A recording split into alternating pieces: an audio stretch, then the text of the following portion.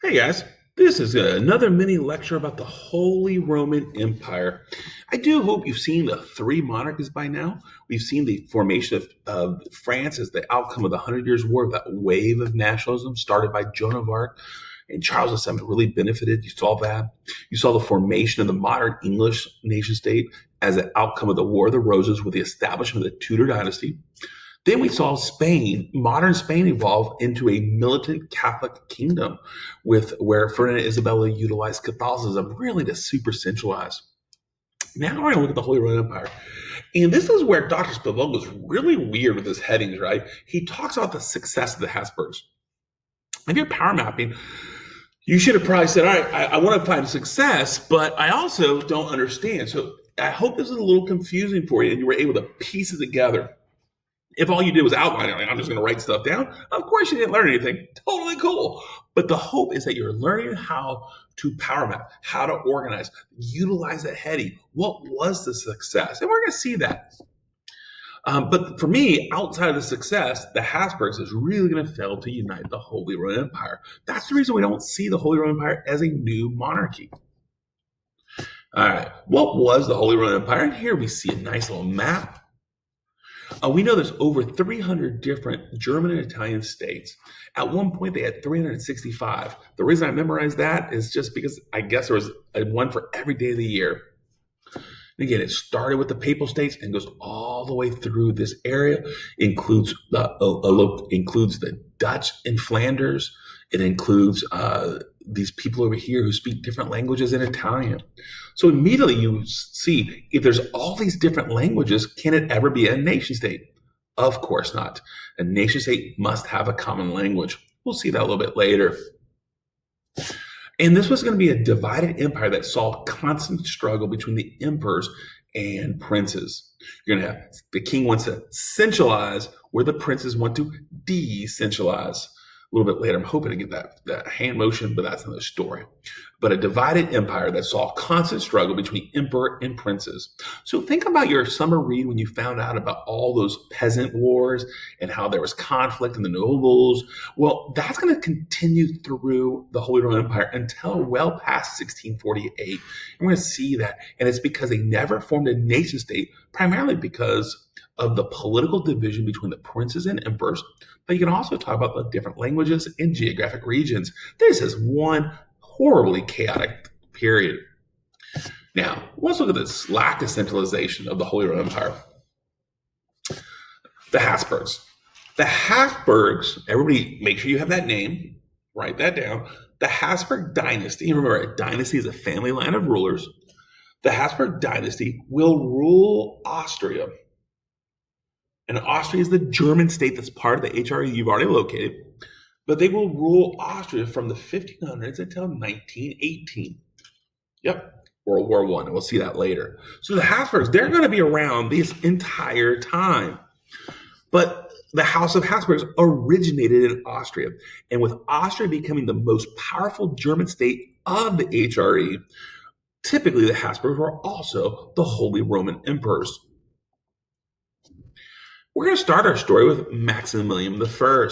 Maximilian I, located, I call him the patriarch of the Habsburgs. He's like the godfather, if you will. As a patriarch, remember, he's the founder of really the dynasty, similar to Cosimo de' Medici of the Medicis. But Maximilian I is going to be the patriarch of the Habsburg Empire. Got that down? And what he attempts to do is use his power to unite the Holy Roman Empire. Well, as he attempted to unite the Holy Roman Empire, the Reichstag, which is the Holy Roman Empire's representative body. So the Reichstag is the HRE, as the Estates Generals to France, Parliament is to England. So the Reichstag is where the princes had power.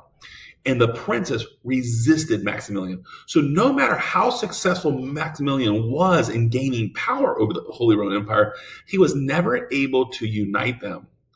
The princes in the Reichstag, they believed their German liberties were to have power over their own little states or principalities. So therefore, no matter what Maximilian does, he's going to fail to centralize the Holy Roman Empire. Now, looking at your notes, What was the success of Maximilian? All right, I'm going to say this slowly so you can add this. All right. Despite Maximilian's failure to unite the Holy Roman Empire, he used a series of marriages of his children to expand the Habsburgs' power.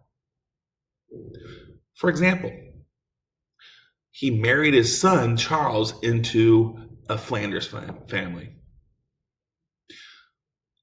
Maximilian married his daughter to the Spanish.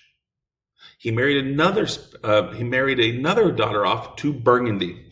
So all of a sudden, the Habsburg family now extended its control from Austria, the Holy Roman Empire, into other regions of Europe. That was the success of the Habsburgs. So if you were trying to power map, that's the success.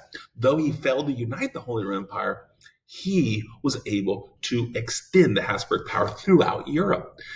And in the end, his son, Charles V, and we've heard him before, right? Charles V of the Holy Roman Empire, he is, after a series of unfortunate deaths, he probably murdered them all, but Charles V, when Maximilian dies, all of his siblings and cousins died all within a kind of short time period.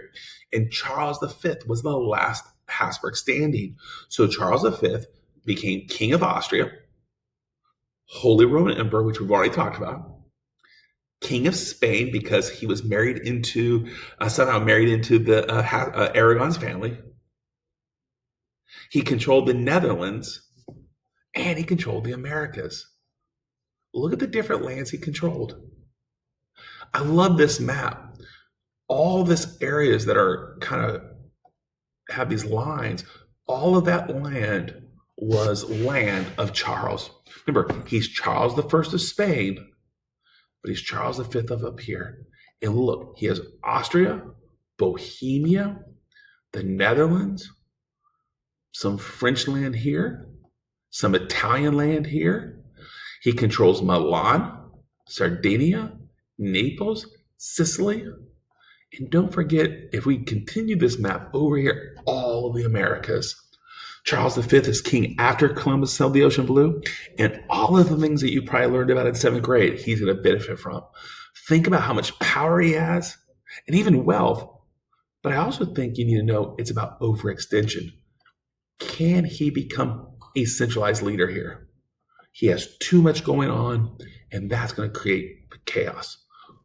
Charles V was overextended. He had too much going on, so he could never truly centralize the Holy Roman Empire. This is really important because in 2 weeks, we're going to start Unit 2 with the Reformation. We need to make sure you remember this material.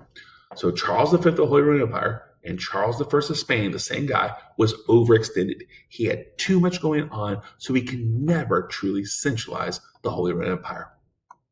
So therefore, despite the success of marriages and territorial gains, the Habsburgs failed to unite the Holy Roman Empire. The Reichstag proved too much of a challenge, and Charles V inherited too many different regions of Europe. Therefore, there was no centralization. I hope that makes sense to you guys. And if you guys have questions, pop on back.